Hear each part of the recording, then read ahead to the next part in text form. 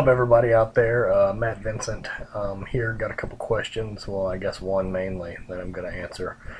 Got this today on the Book of Faces, which is a place to be, I guess, for strength. From Tim, he says, whether I would recommend power and speed blocks to everybody or only to lifters who've had sufficient strength to move weight that matters. It says football season is right around the corner here in Germany, and he's excited about doing the in-season template. Thanks.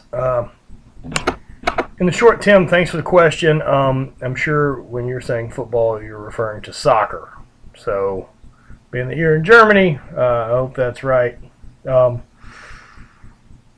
What I would probably do in season as a soccer player is my power and speed template. I don't think it's terribly important what your strength level is going to be, because your focus of this block is going to be moving the weights as fast as possible, and that's going to help build some explosive power, as well as it's going to build your max strength as well.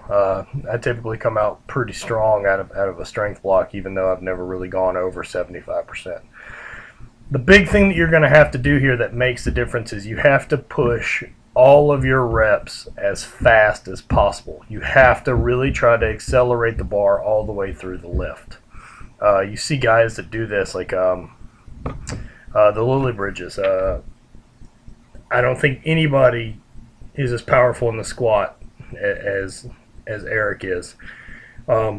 It's just amazing to see the weight that he can toss off the top of his shoulders when he finishes that lift, and that's accelerating the bar all the way through the end of the lift, not just finishing a lift. So again, what you need to do here for your in-season speed and power block is that you're going to hit your prescribed weights at the percentages based on your training max, and really try to push bar speed. Driving all the way out of the hole and all the way through the lift, it's going to make you really strong. It's also going to make you sore. So be smart and start with the correct weight. Take 90% of your actual max, whatever that is, and then push speed on those lifts. You're a soccer player. You don't need the max strength. I mean, hell, even if you're playing American football, you don't need the max strength while you're on the field. That power and speed and acceleration that you're able to apply, that's going to do you better for sport anyway. I hope that helps. If you have any other questions, Tim, hit me up. I'll post this on Facebook as well. Other than that, had a pretty exciting week last week. Got to throw at the Loch Norman games. Threw pretty well for the for right now in the season. It's early, and managed to throw a PR and like 4 season best. So it's second game of the year, so season best are a little, whatever, they're going to happen. So plan, I feel like, is pretty strong. I'm going to get to the gym today and lift and do some do my deadlifts, do my standard day 2 deadlift and push press, and I really hit the accessories hard for my week 1 back on strength. Next week I'm going to be in Vegas for work for the whole week, so I don't know what's going to happen gym-wise. When I return on Friday, I have to immediately land in New Orleans, hop in the truck, and take off for 5 hours straight to Houston, to then head to Arlington for Saturday for a game. That one's going to be a lot of fun. It should be all the Texas guys, as well as Chad Gustin, one of the best-looking doctors I've ever seen. And so it should be fun. Arlington was a fun game last year. I really look forward to some decent weights and good implements. I threw well last year, so hopefully I can have some decent numbers. I really don't know what I'll do as far as training on the road next week. I don't know how long I'll be in conference and seminar for work. I imagine my 8 to 5 will be pretty tied up, so I may have to get up in the morning and do some stuff. I will probably pack my roller with me, as well as some bands and my slingshot and hip circle to get some work in. And with enough of the heavy bands, I can squat in the room or squat down in the gym that they've got at the hotel and get the work done. It's in a perfect world, I'll be home all the time, and I'll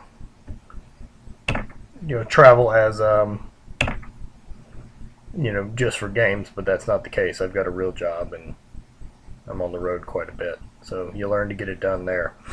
Last week got to train out at Sorenex. We got to spend some time with Bert Soren and those guys. I feel really, really honored to be part of what's going to be their team, and looking really forward to the plans we laid out for what we're going to do with my garage gym at the new house we're building. So look forward to that coming together. It's going to be pretty awesome.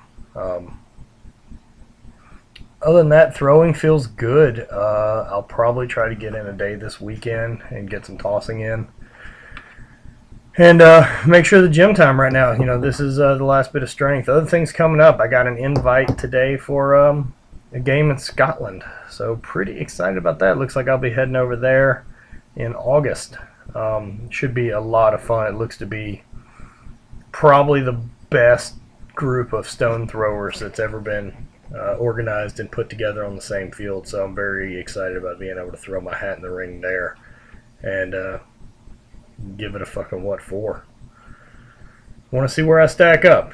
I've got in this to want to compete against the best in the world at the sport I do, and this is the opportunity to do it. So let's have a go. It should be a really good time. So in short, check everything out. Training Lab still available with an ebook on JTS Strength or at mattvincent.net. Throwing Labs available for both. At the Arlington Games, if you're going to be there, I will have hard copies of both. Hit me up. And hard copies are available off my website, mattvincent.net. Thank you guys for supporting the book. Thank you guys for supporting me and following everything. And get stronger. Throw further. Keep fucking after it. Peace.